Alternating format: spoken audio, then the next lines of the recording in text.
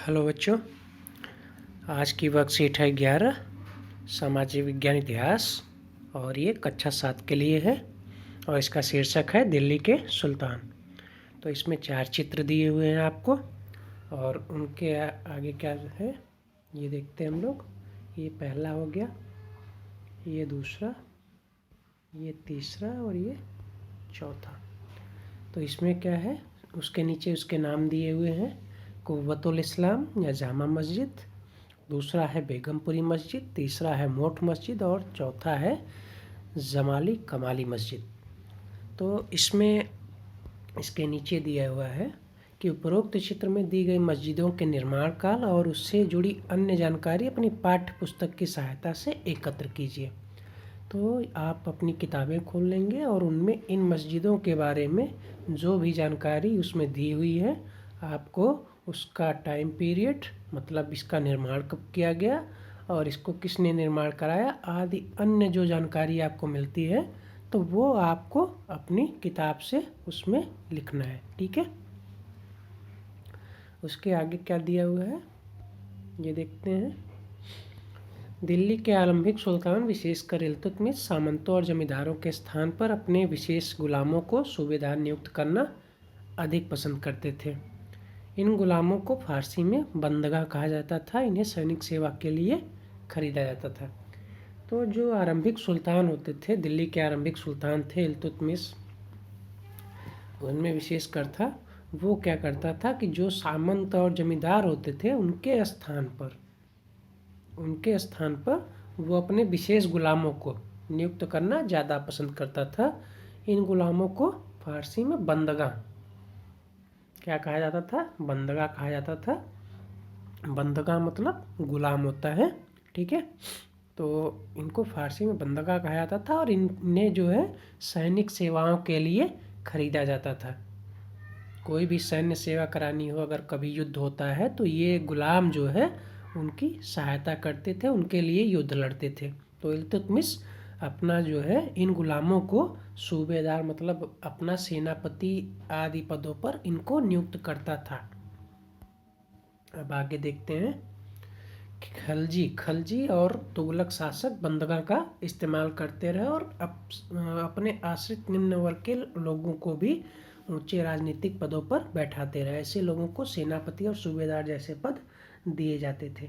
तो इल्तुतमिश के बाद भी जो भी वंश आए, चाहे वह खलजी वंश हो चाहे तुगलक शासक हो, वो इन विशेष गुलामों का अपना उन पर भरोसा करते रहे वो लोग। और जो निम्न वर्ग के लोग थे, आश्रित वर्ग के लोग थे, अगर वो योग्य व्यक्ति है तो उसे उन्होंने उच्च पद प्रदान किया और सेनापति और सूबेदार जैसे पदों पर उनको बिठाया।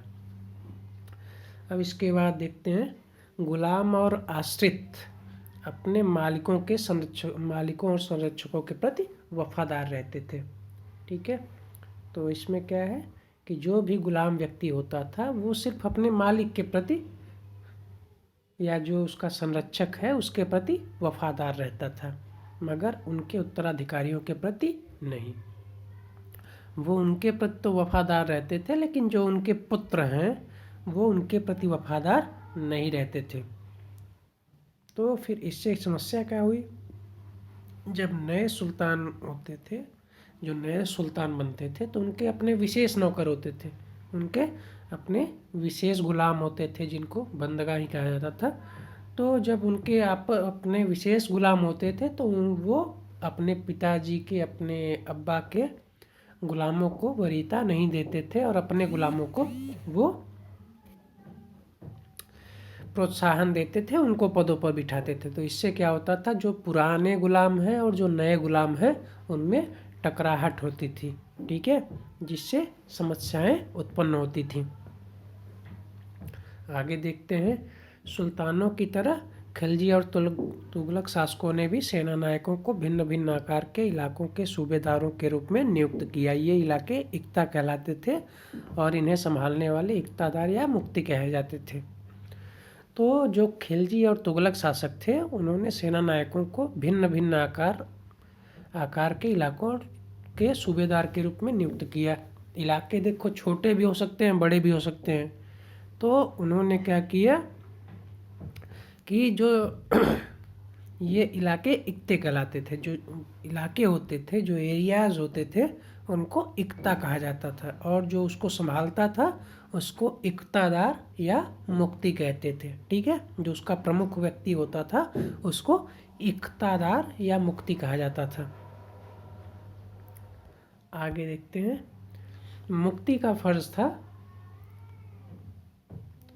का फर्ज था कि सैनिक अभियानों का नेतृत्व करना और अपने इक्तों में कानून और व्यवस्था बनाए रखना। अपनी सैनिक सेवाओं के बदले वेतन के रूप में मुक्ति अपने इलाकों से राजस्व वसूली किया करते थे। राजस्व के रूप में मिली रकम से ही वे अपने सैनिकों को भी तनख्वाह देते थे।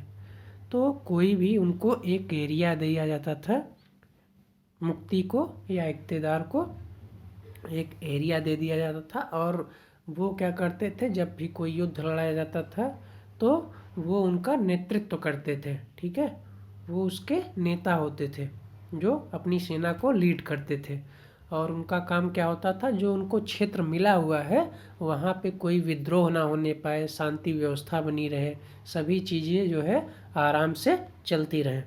तो ये उनका काम था। अपनी सैनिक सेवाओं के बदले वेतन के रूप में मुक्ति अपने इलाकों से राजस्व की वसूली करता था। उनको जो है वेतन नहीं दिया जाता था, लेकिन उनको कहा जाता था कि ये आपको ज़मीन दी गई है और उससे जो इनकम होगी, जैसे किसान खेती करते हैं तो खेती करने के बदले वो अपना कुछ अनाज देते थे या उसके बदले कोई पैसा देते थे। तो ये जो इनकम होती थी तो वो मिलती थी किसको, मुक्ति को या इक्तेदार को। ठीक है, तो जो राजस्व की वसूली वो क्या करते थे, उससे वो अपनी और अपने सैनिकों की तनख्वाह देते थे और उससे अपना कामकाज चलाते थे।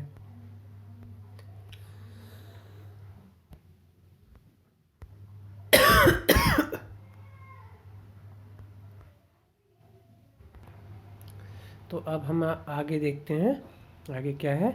मुक्ति लोगों पर काबू का रखने का सबसे प्रभावी तरीका यह था कि उनका पद वंश परंपरा से न चले। उन्हें कोई भी इक्ता थोड़े थोड़े समय के लिए मिले, जिसके बाद उसका स्थानांतरण कर दिया जाए। अलाउद्दीन खिलजी और मोहम्मद तुगलक के शासनकाल में नौकरी के कठोर नियमों का सख्ती से पालन किया जाता था।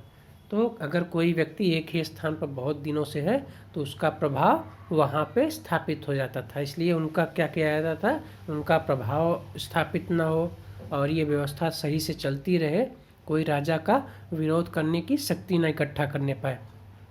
तो यह पद वंश परंपरा से नहीं चलता था, मतलब अगर किसी व्यक्ति को मिला है तो ज़रूरी नहीं है कि उसके बेटे को भी ये अधिकार प्राप्त हो। ठीक है, तो ये परंपरा से नहीं चल रहा था, कोई भी इक्ता थोड़े थोड़े समय के लिए मिले।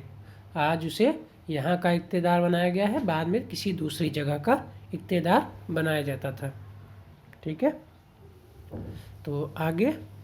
और अलाउद्दीन खिलजी और मोहम्मद तुगलक के शासनकाल में नौकरी के कठोर नियमों का सख्ती से पालन किया जाता था। तो कड़े नियम बनाए गए थे किसी भी नौकरी के लिए। इसके बाद देखते हैं, अलाउद्दीन खिलजी के शासनकाल में भू राजस्व के निर्धारण और वसूली के कार्य को राज्य अपने नियंत्रण में ले आया। स्थानीय सामंतों से कर लगाने का अधिकार छीन लिया गया और स्वयं उन्हें कर देने के लिए बाध्य किया गया।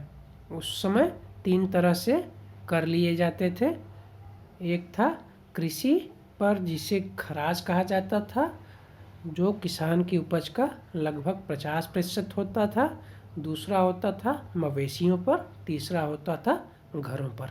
ठीक है, तो इसमें आप देखेंगे क्या है, इसमें अलाउद्दीन खिलजी के शासनकाल में भू राजस्व के निर्धारण और वसूली के कार्य को राज्य ने अपने नियंत्रण में ले लिया। इसके पहले क्या था कि मुक्तियों के द्वारा ये वसूली की जाती थी और वो अपना खर्च चलाते थे, लेकिन खिलजी ने क्या किया, उन सबको अपने क्षेत्र में ले लिया। कोई भी व्यक्तिगत रूप से वसूली नहीं करेगा, ये राज्य के लिए वसूली होगी और फिर वहाँ से सबको पैसा दिया जाएगा, सबको सैलरी दी जाएगी, तनख्वाह दी जाएगी। तो उसमें भू राजस्व का निर्धारण किस तरीके से करना है। कोई भी ज़मीन अच्छी होगी तो उससे ज़्यादा लिया जाएगा, कुछ ख़राब होगी उससे कुछ कम लिया जाएगा, जो बंजर होगी उससे नहीं लिया जाएगा।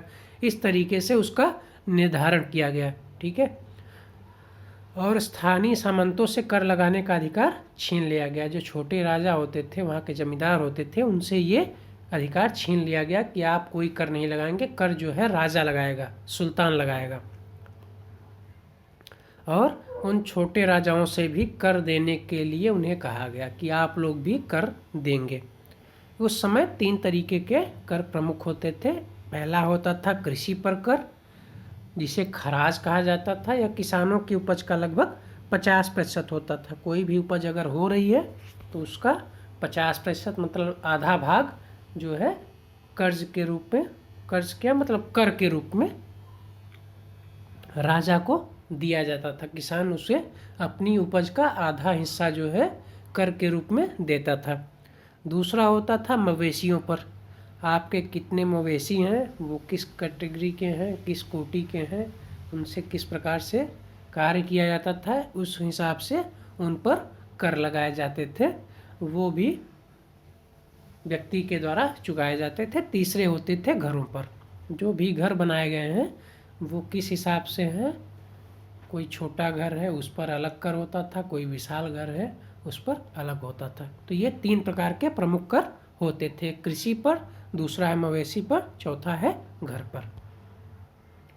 तो अब इसके बाद हम आप प्रश्न देखेंगे, प्रश्न के उत्तर क्या होंगे ये समझेंगे और उसको फिर समाप्त करेंगे।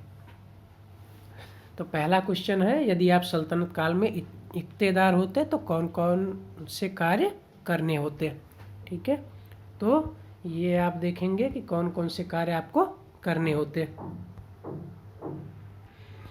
तो जैसा कि आप लोगों ने देखा है कि इक्तेदार को ही मुक्ति कहा जाता था। ठीक है, इक्तेदार को ही मुक्ति कहा जाता था। तो प्रश्न में क्या दिया हुआ है, प्रश्न में दिया हुआ है कि यदि आप इक्तेदार होते तो आपको कौन कौन से कार्य करने होते। तो यहाँ पे आप देखेंगे कि मुक्ति का फर्ज था, मतलब उसका कार्य था कि वह सैनिक अभियानों का नेतृत्व करता। तो पहला कार्य क्या हो गया, सैनिक अभियानों का नेतृत्व करना। दूसरा कार्य क्या है, अपने इक्तों में, अपने क्षेत्र में कानून और व्यवस्था को बनाए रखना। ठीक है, तीसरा क्वेश्चन क्या है, वो राजस्व की वसूली करता था।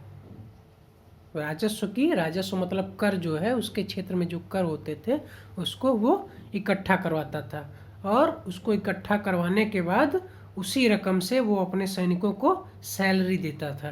तो ये उसके प्रमुख कार्य हो गए। ठीक है, अब क्वेश्चन नंबर 2 चलते हैं। क्वेश्चन नंबर 2 क्या है, अलाउद्दीन खिलजी के शासनकाल में कर प्रणाली की विशेषताओं का वर्णन कीजिए। तो अलाउद्दीन खिलजी की विशेषताएं दिया हुआ है यहाँ पे। तो उसके शासनकाल में भू राजस्व के निर्धारण और वसूली के कार्य को राज्य ने अपने नियंत्रण में ले लिया। पहले क्या था, पहले इक्तेदार और मुक्ति जो है वसूल करते थे, सामंत वसूल करते थे। लेकिन अब क्या हुआ कि अब अलाउद्दीन खिलजी ने क्या किया, उनसे ये अधिकार जो है छीन लिया और इसे जो है अपने राज्य के नियंत्रण में ले आया। उसके बाद क्या हुआ कि उसने जो है 3 तरीके के कर निर्धारित किए। कौन कौन से, कृषि पर कर जिसे खराज कहा जाता था, यह कितना होता था 50%, उपज का 50%। दूसरा मवेशी पर, तीसरा घरों पर। और इसके अलावा उसने क्या किया कि जो सामंत होते थे उनको भी कहा कि आप लोग भी टैक्स चुकाएंगे, कर चुकाएंगे। ठीक है, तो ये उसके टैक्स सिस्टम की प्रमुख विशेषताएं हो गई, कर प्रणाली की प्रमुख विशेषताएं हो गई। ठीक है बच्चों, तो आज के ये वर्कशीट समाप्त होती है। आपको कोई भी दिक्कत होगी तो आप पूछ सकते हैं।